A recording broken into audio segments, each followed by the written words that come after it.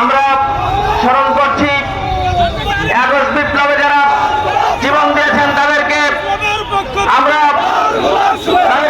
আল্লাহ রাব্বুল আলামিন জান্নাতের সর্বোচ্চ মাকাম দান করুক সেই দোয়া করছি।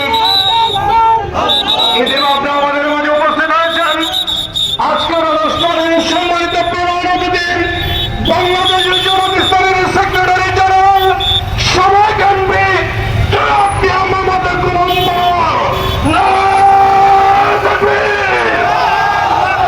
প্রধান অতিথির আগমন শুভেচ্ছায় স্বাগতম। গোলাম ভাইয়ের আগমন গাজীপুরবাসীর পক্ষ থেকে লাল গোলাপ শুভেচ্ছা। বক্তব্য পেশ করবেন অধ্যাপক মিয়া গোলাম বড়ুয়া।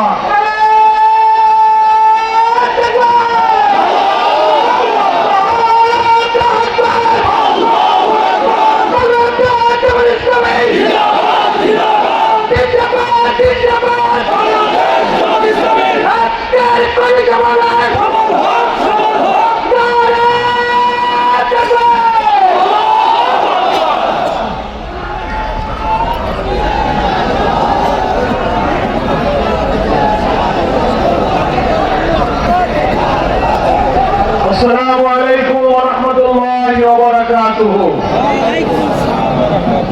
সবাই আপনারা কেমন আছেন? ভালো আছেন? আলহামদুলিল্লাহ। ৫ই আগস্টের আগে কেমন ছিলেন?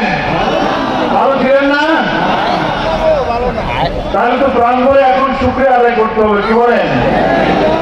আলহামদুলিল্লাহ, আলহামদুলিল্লাহ রাব্বিল আলামিন।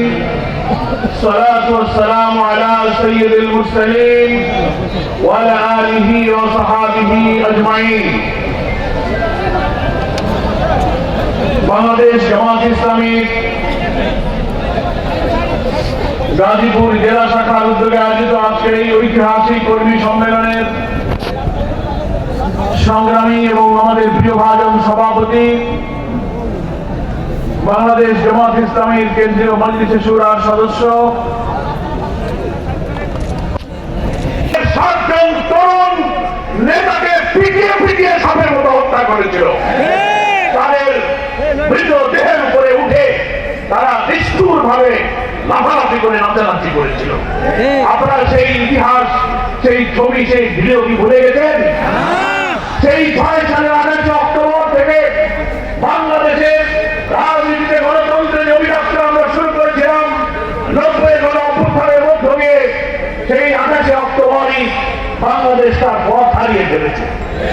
সেই ২৮ অক্টোবর থেকে বারবার ভারতীয় আধিপত্যবাদীদের এই দেশীয় দালাল সেবা রাষ্ট্ররা ক্ষমতার মস্তকে বারবার বসার ষড়যন্ত্র করেছে এবং ২৪ সালের সেই ৫ই আগস্ট পর্যন্ত ১৭.৫-১৮ বছর আমাদের উপর দিয়ে একটি কেন তারা সবকিছু তছনছ করে দিয়েছে। ফলে আমরা সেই কালো যুগ ১৮টি বছর পার করেছি। কত মানুষ শহীদ হয়েছে, কত মানুষ আহত পঙ্গু হয়েছে, লক্ষ লক্ষ মানুষ মৃত্যুবরণ করেছে। এই জাতির কত শিশু, কত মা, কত স্ত্রী, কত পিতা আল্লাহর কাছে সেজদা দিয়ে চোখের পানি ফেলেছে, আল্লাহর কাছে মুনাজাত করে হাজির করেছে, আল্লাহ তুমি এই অত্যাচারী শাসকের হাত থেকে এই জনপদকে উদ্ধার করো। আমরা জানি না আল্লাহ তারা কোন শাহাদাতকে কবুল করেছেন, কার ইখলাসকে কবুল করেছেন, কার মুনাজাত, কার চোখের পানি কবুল হয়েছে আমরা জানি না। কিন্তু ২৪ আগস্টে ২৪ সালের ৫ই আগস্ট আসমান থেকে আল্লাহ তাআলার রহমতের ধারা বর্ষিত হয়েছে। আমি তখন কারাগারে ছিলাম। জুলাই অভ্যুত্থানের মধ্যে আমি আমাদের হবে আপনারা দোয়া করুন। আমি শুনে ১০০ হয়েছে, ২০০ মারা গেছে, নেতৃবৃন্দকে কঠিন নির্যাতন করছে আর আল্লাহ চোখের পানি ফেলছে।